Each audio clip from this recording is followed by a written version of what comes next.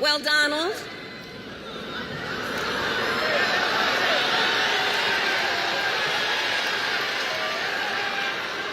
I do hope you'll reconsider to meet me on the debate stage.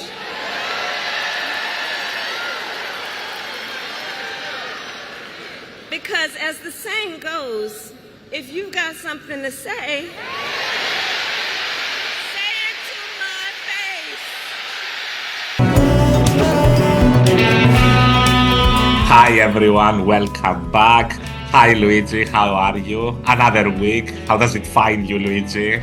Very well, very well. Midsummer, having a lot of fun. The news cycle is turning, George, so we have a lot to discuss on this fine day. How are you doing, George? I'm doing well. You know what? After I've been able to digest last week's developments in the American political arena, I gotta say I've got a spring in my step, Luigi, because there is finally hope. There is hope. It may be a glimmer of hope, but it is still better than no hope. So I'm hanging on to it. I thought you were gonna say you're having digestion problems. Indigestible. No, but a lot has happened indeed. We have a lot to go through. So let's start with some light news. Let's start. It's been a Korea. while. From Korea, yeah. It's been a while. We haven't done the stupid news in a while. Let's do it. Rubbish balloons from North Korea, Luigi, land on the presidential office compound in Seoul, in South Korea. And this has been apparently, they're sending balloons filled with shit people over the border. And that is in response to South Korea broadcasting K-pop songs across their border.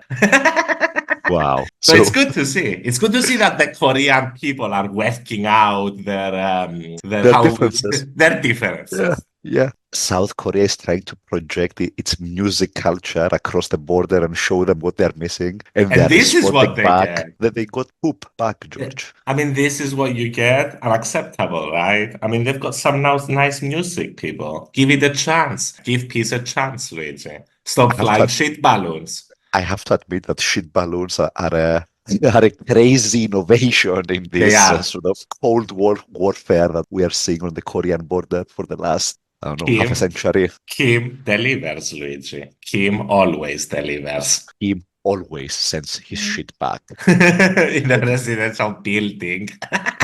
How do you guide a shit balloon? That is an excellent question. Yeah. How do you send a shit balloon to a specific direction or a specific? That is amazing stuff. Yeah. You could even say it's like an uncontrolled drone full of shit. Full of shit. I mean, this shit, by the way, was flying over the fucking capital city, landing in the presidential office. Good stuff. Good stuff. You know what they say. You know what they say? Shit happens. 100%. Sometimes it comes out of the sky. Sometimes it comes into the toilet out of your anus. Sometimes it comes on a balloon being brought over by Kim Jong-un. It happens, people. Okay, have we discussed the shit balloons enough? We've discussed the shit balloons enough. Shall we go into the real stuff, Luigi? Let's do the real news. Let's do catch up on American elections now that we've digested or indigested what has happened. It's Kamala Harris or Kamala Harris. What do you say? Kamala Harris becomes the new presumptive nominee. Kamala Harris. I don't know how to pronounce it. I think they're going with that. Kamala is She's a communist. They went with that. Communist I have ever seen. Bigger than Mao. Bigger than my good friend Xi Jinping. Well, good, he's so strong.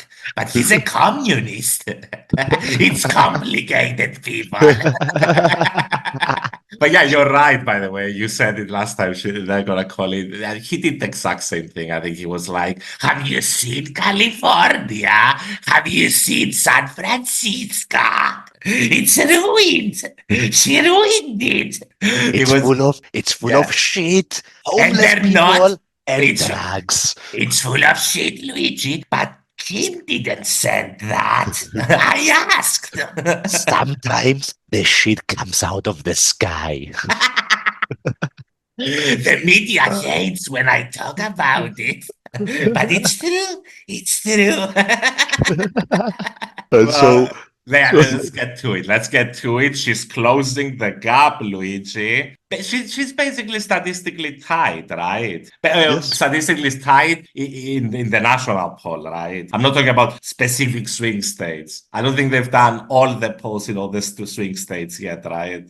They haven't, but you are right. Nationwide is basically either Kamala or Trump in front, but like by a point or Yeah. two, which is within the margin of error. So she's definitely off to a good start, right? Yeah. Yeah. This is And why I have a spring in my step. Not that not that I'm fucking infatuated with Kamala. I'm just super against Donny Boy. so the other huge piece of news, you touched on it on the last episode, is fundraising. She's raised a lot of Of course, money in a very short time span. It's a been like a week. fucking gazillion, Luigi. I mean, in a week, she has raised $200 million and got 170,000 volunteers, Yeah. which is And unprecedented. 200 unprecedented. million in a week. The larger point here being, okay, we covered it previously, but like Kamala is probably the second worst candidate you could have had after Biden. And even she, like the fact that the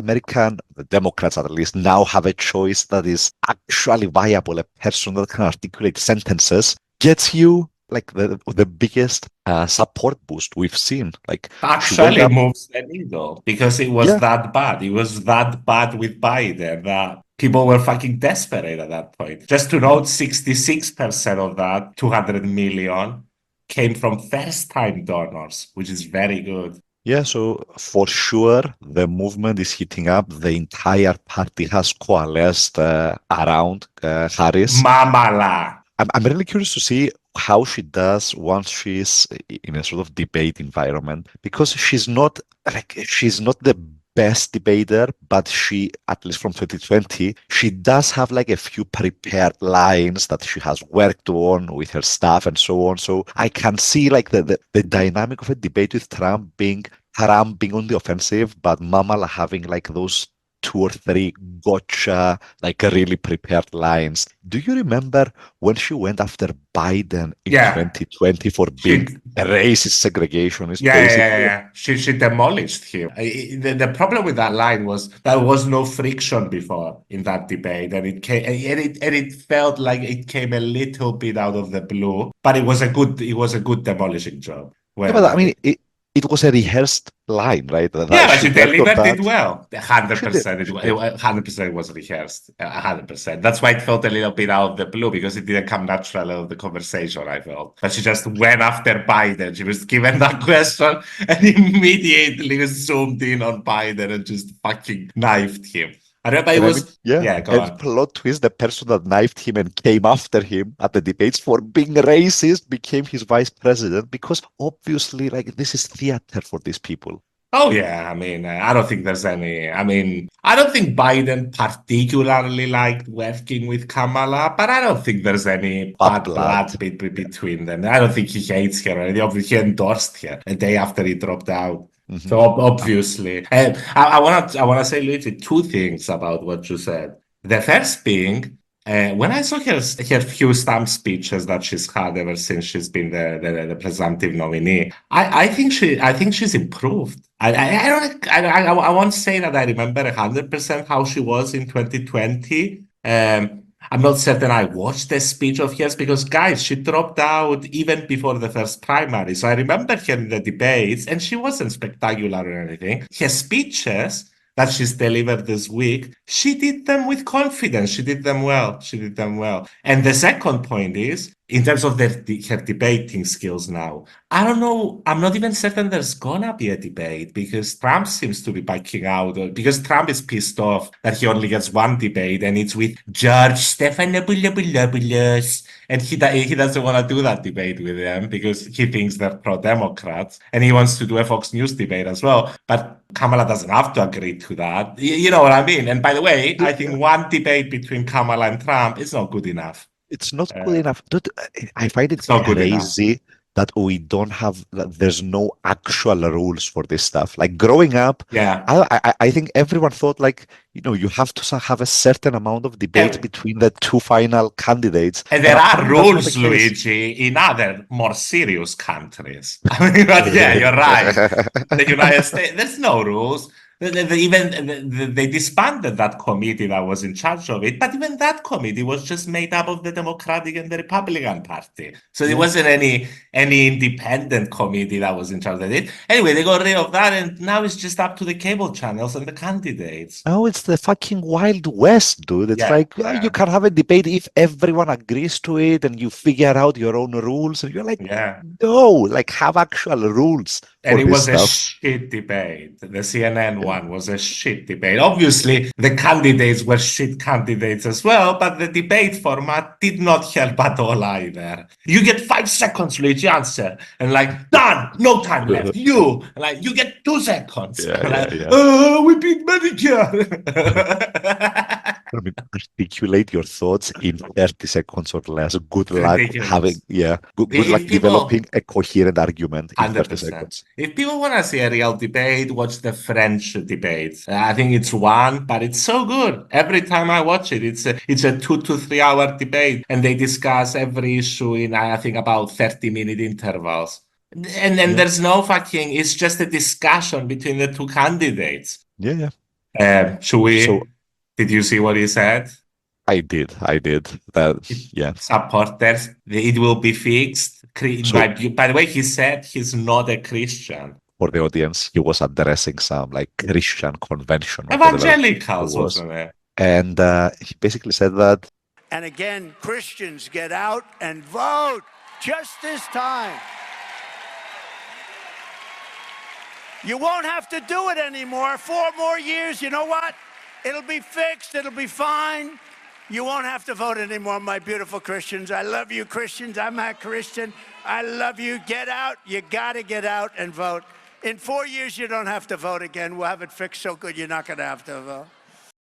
He said that 2 days ago or something to Christian supporters. You won't have to vote again. That's what he said, which is ridiculous. And it comes a bit out as word salad. He does that a bit. He doesn't want to commit 100%, but he throws it out there just for the supporters to salivate on. It's fucking ridiculous. This is the Republican Party, people. I mean, this is why you don't elect this fucking dipshit. You are teasing an actual coup. It's like, I didn't really speak about a coup. I said the election will be great. I mean, at what point do you call this person out? You can't. He literally has developed like an entire system of saying something and not saying it at the same time. Yeah. Always having plausible deniability while actually saying what you want to say.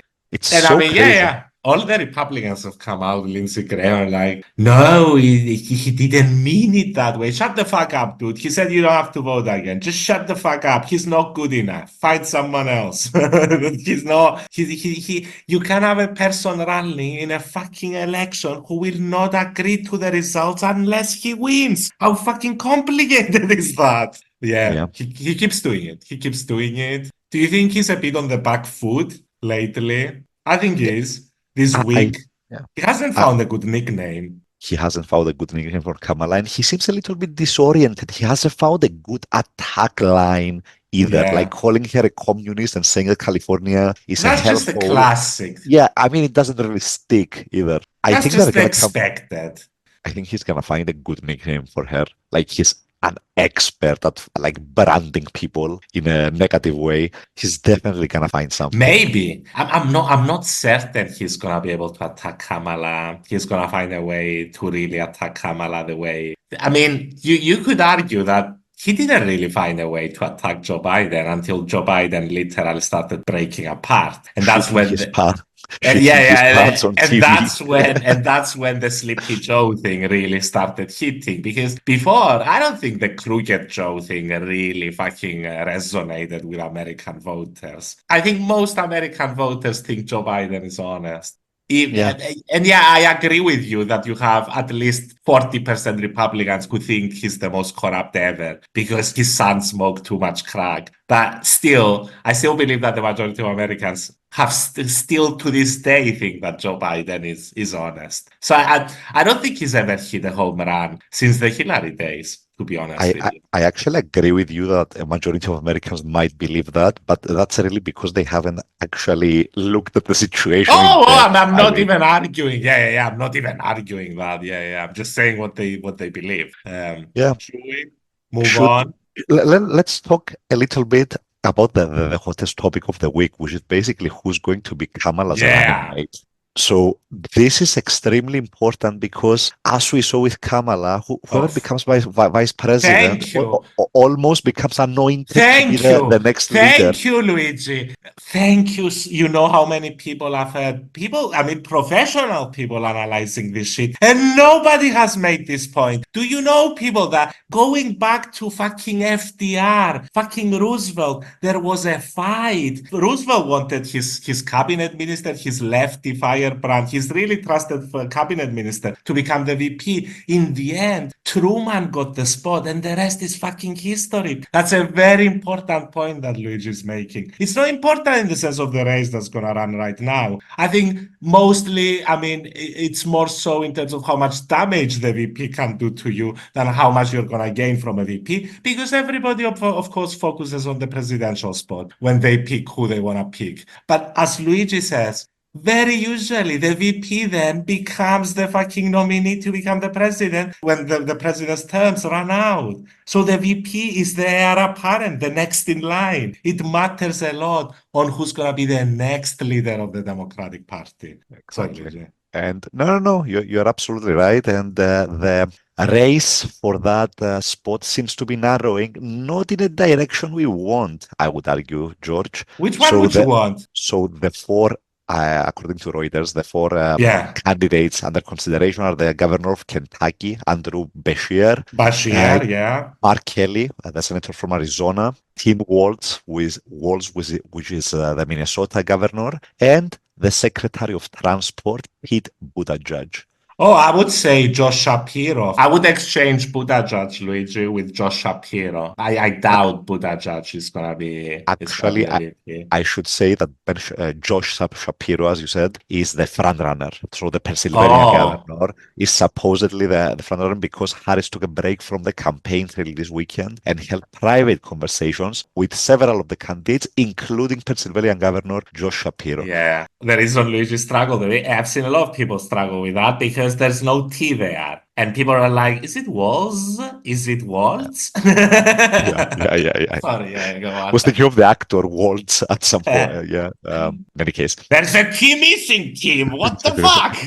Where is this guy from? No, so look, from that list, I think that, okay, so let's put it very bluntly. Shapiro gets you Pennsylvania, which is a very important swing state. Walz gives you Minnesota, which is, arguably another important state. It is, but I think it leans Democratic, let's be honest. Yes. I think, presidentially. I agree. Yeah. Mark Kelly, it's Arizona. It's Arizona, but I would say that there's less value there. And Buttigieg doesn't give you almost anything. You're not going to win Indiana. Kentucky, I don't think they're going to win Beshear or no Beshear. Oh, yeah, there's no way. Beshear, it's incredible how important, it's astounding how popular he is in Kentucky, but they're not winning Kentucky, let's be real, even with him running. Just so, as you noted, Gretchen Whitmer from Michigan, another swing state, and Roy Cooper from North Carolina have declared they're not in the running. It's not 100%, maybe not 100%, but it's unlikely they're going to be the VP, Whitmer and Cooper.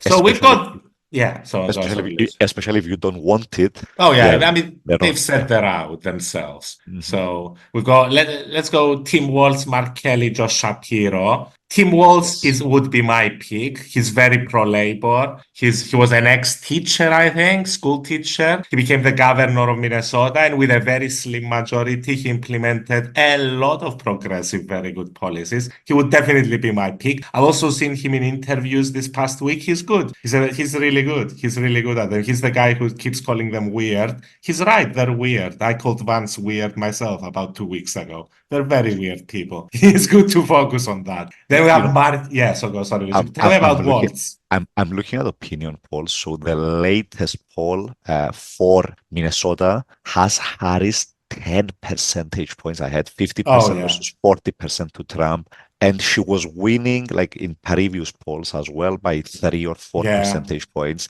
Basically, Minnesota is gonna be Democratic no matter what. So I think it's actually an error to go for Tim Walz. If you're talking Maybe in that sense, you're right. I'm talking in the sense of, furthering the leftist cause. But if we're gonna be extremely practical about these things, I I would mean, say Josh Shapiro probably is your best bet, even though yes. he's my least liked, because he's the most pro-Israel out of all of them. But But from he's by far the most, he's a really popular governor in Pennsylvania, and Pennsylvania is the swingiest of swing states. exactly my point. I was gonna mention polls from what I'm looking at, George, are opinion polls from Pennsylvania, and Pennsylvania is dead even. Right, so choosing your VP to be the governor of Pennsylvania might give you that little bit of an edge you need to win that state because Arizona. So we talked about Minnesota. Yeah, That's there's not a Mark swing Kelly state. left. There's Mark Kelly from Mark Kelly, Arizona, which is Arizona. a swing state, yes. Arizona is a swing state, but as far as, if we go by opinion polls, Trump is ahead quite significantly, like Yeah, 8 points, 5 points, 3 points from the last 3 polls. I don't think choosing your VP to be from like how much does the VP give you? It's not going to yeah. give you 5 percentage points. Like, Arizona, the reason I think Trump is ahead more than the other ones is because immigration. It's a border state. mhm. Yeah. So, I I mean, agree. what you're saying is, by the way, pointless to note, but let's note it anyway. Mark is the only senator in the running. The others are governors. True. And Buttigieg is secretary. Yeah, But yeah, yeah. the larger point being that Shapiro is Buddha the only Judge one. is the god of the new world, Luigi. He is, and honestly, even if he's not chosen as VP, he's definitely gonna be like a central figure in the Yeah. Democratic Party for decades. Oh, Like he's he's gonna established run. himself. I think he's Yeah, gonna run again 100%. He got close. He's the only one who gave he ran Bernie close in Iowa. yeah, I remember that. Look, the larger point I'm trying to make though is Yeah. Shapiro makes the most strategic sense for Harris right now. Like you choose Shapiro, you might be able to secure the swingiest and most Yeah. important battleground state. So, Yeah. I mean, I wouldn't yeah. go berserk even if I don't like Shapiro. I would understand the reason she did it, but I would really hate having to have fucking Shapiro running as the heir apparent next time after 8 years of the great Mamala. We're gonna have fucking Shapiro. Fuck no. But yeah, I mean, I'm not gonna go berserk because as Luigi said, it's the swingiest of swing states. It's very important, and Shapiro is very popular there. So she probably gets Pennsylvania. She picks Shapiro. Now I don't know if this hurts her elsewhere though, because I don't know these fucking candidates well enough to give you the most rounded picture of them. I don't know what opposition research they've got on them and what they're gonna dump on them when they start seriously being the VP nominee. So there may be something. From what I've seen, Waltz is by far the best from what I've seen, the little I've seen of them up to now, this past week or so. And Shapiro is definitely probably the worst. But as Luigi said, yeah, he's very popular. I don't know why he's popular. By the way, I've seen videos of him. He fucking imitates Obama to the nth degree when he speaks, Luigi Shapiro. I know I he's a mean, white guy. everyone should do that. Like Obama is the blueprint for You how to be a cannot be. charismatic You politician. cannot be Obama, Luigi. You Yeah, can't. exactly. I mean, Obama made that style up. I mean, it's his own style, and now people are You trying to gotta imitate be, him. Josh, you gotta be your own person. That's why Yeah. Beto couldn't do it. Voters can smell it on you if you are not Yeah, authentic. It's like yeah, that guy's full of shit. Obama and Clinton, to a lesser extent, they were yeah. great at being like, I'm full of shit, but I speak in a magnificent manner. I think Clinton more so than Obama. This I'm full of shit and I know it, folks. And we're loving it. But Obama could definitely sell it more, and I see Yeah. glimpses of that a little bit in the California governor in Oh, what's his yeah. name? Gavin. And Gavin Newsom, he also has that style, and he's probably worse than Clinton and Obama, but it's Obama or Clinton-esque. By the way, not even in the running, Gavin, as far as we know, to be VP. I get it, obviously, California, but still white guy. Very white. Look, dudes, I mean, I see people getting fucking confused about this. What don't you get? I mean, the Biden chose Kamala. Was it partly because of being a woman and a person of color? Yes. And why the fuck did Biden get chosen? Because he was white. He was exactly. Obama's VP. As far as I'm concerned, he's repaying the fucking favor. So there's nothing else to discuss. It is what it is. It has to be a white guy. Yes. I mean, it's an unspoken law of vice presidents. Your vice presidents are racial, across the racial lines, is there to be the opposite of you. It's holistically representative. Exactly. Yeah. Exactly. And it's not as bad as people make it out to be, is what I'm saying. It's really funny because this started being a thing, like less than 20 years ago, right? Because it used to be two white guys. Nobody gave a shit.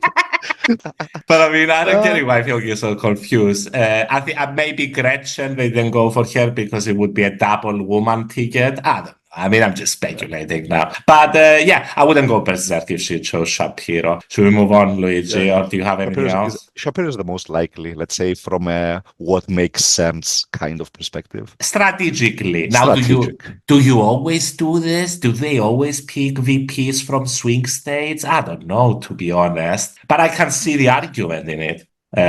Should we leave the American stuff? I mean, this is partly American as well. But the top leaders, Luigi, of the powerful Sinaloa cartel arrested in Texas. Now, this is going to be Narcos season 17, I think. So you can wait. You can wait then. Or, you can read the news now. But it was quite an operation. You heard about it, Luigi? Sí, pendejo. I heard about it. Apparently, Chapo's son managed to lure or kidnap El Mayo and get him to Texas, to New Mexico, and the Americans arrested him there. Texas, sorry, not New Mexico. Is that what has happened? Yeah, that's what's basically happened, as presumably with the son of El Chapo giving up Mayo. Making some kind of clandestine deal with the feds, and getting El Mayo behind bars. Some cartel on cartel action. Yes, very interesting. El Mayo, for those who don't know, was basically the co-owner of the Sinaloa, the co-head honcho of the Sinaloa cartel, along with El Chapo. El Chapo got arrested a few years ago. He got extradited to the United States. He's in a maximum security prison. Looks like El Mayo is gonna join. Congratulations. By the way, they showed El Mayo in Narcos already, in Narcos Mexico. I imagine, yeah. Yeah. He's very old at this point. He's 70-something. Very reclusive. We didn't even have this is the best photo they have, Luigi. Wow. That's like 30 years ago or something. It's his good photo. It's his one good photo, people. Anyway, we'll see what happens. Very interesting stuff. Did you hear that AMLO came out and called for calm? Wow. Good luck with that. Good luck. This guy, so the president is saying that after an election campaign where, correct me if I'm wrong, 40 candidates were assassinated by cartels, something like that.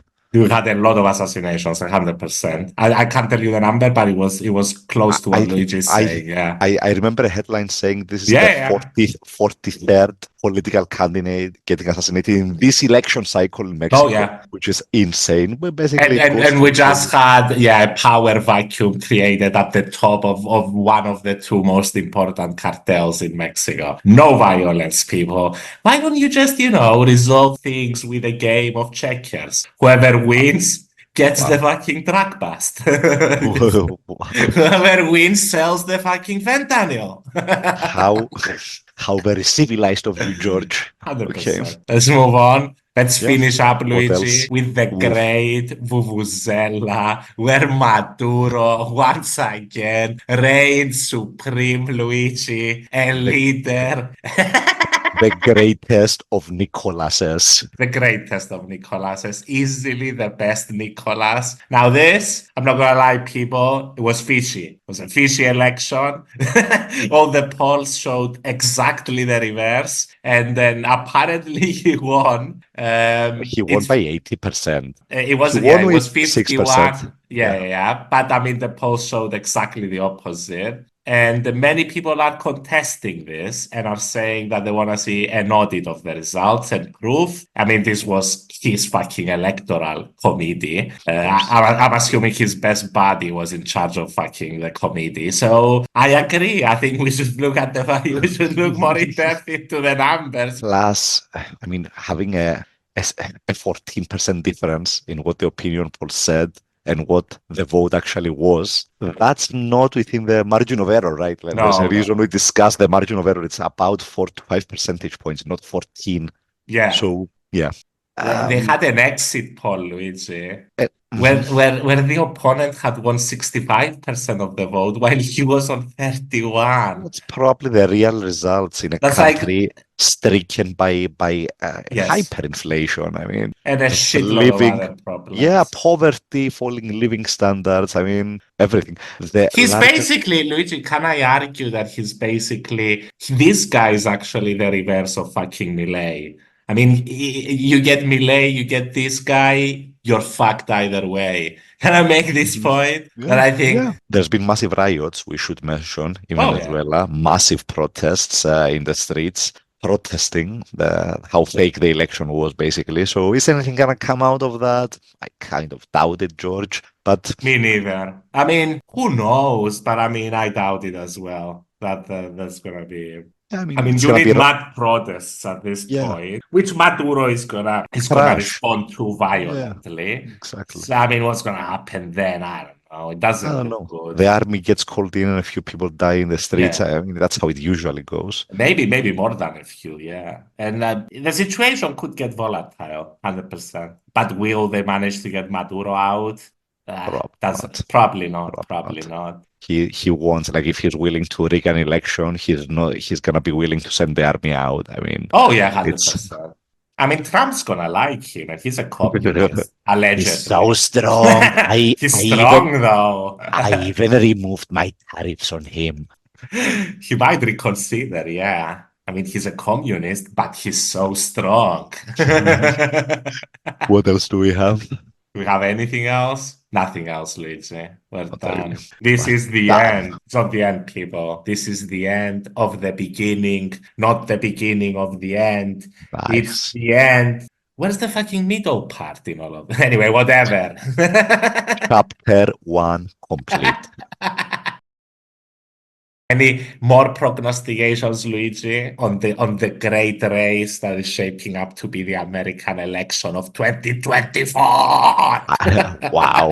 I'm feeling the hype. So I'm feeling it. I think the real question is whether what we've seen positive for Kamala lately, the bump in opinion polls, the money coming in, whether that's just like a sort of short-term boost because of all of the publicity she's gotten because of the change in leadership, or whether that's going to be around in a month or 2 months from now. And do you think though that she's done enough though, Luigi? Doesn't she need to still go up a little bit more, especially in the swing states, to actually get to the point where she needs to be to win?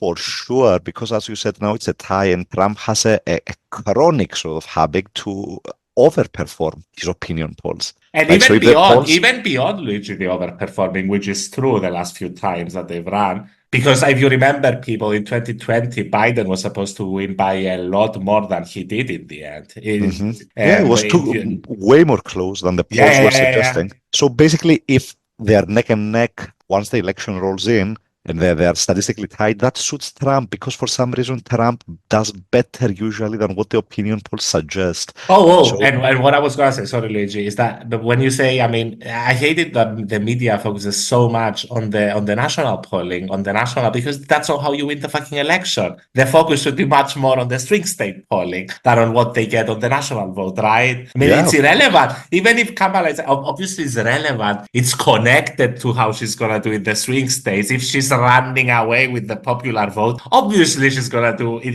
It fucking translates into doing better in the swing states. But the vote that matters, the polls that matter, are the ones in the swing states. And she's still not winning, clearly winning those. Maybe she's tied in a few. She's gotten much closer. But those are the polls that matter, right? Are you implying, good sir, that not every vote counts? Oof, in America, 100%. I mean, 100%, yeah, of if course. you look at Senate and the Electoral College, it's Yeah. completely unrepresentative. It's fucked up, to be Yeah. honest, because it's Oh, literally not one person, one vote. It's something much different. 100%. Which- That's another yeah. subject. A big subject. It's a Yeah. big subject, but the media should be focusing on the shit that matters because Yeah, people abroad may get confused when they see this. They see Kamala running ahead of Trump, the national vote, and they think she's gonna win. But Not that doesn't necessarily. mean, yeah. It depends on how she does on the swing states. All right. With that larger point in mind, George, thank you Yes. for another great episode. Thank you to the viewers. Like, subscribe. See you next week. See you next week, guys. We prefer subscribing to liking. That works better on the algorithm. That's what I've observed. So yes. Thank you, Nice. guys. See you next week. Bye bye.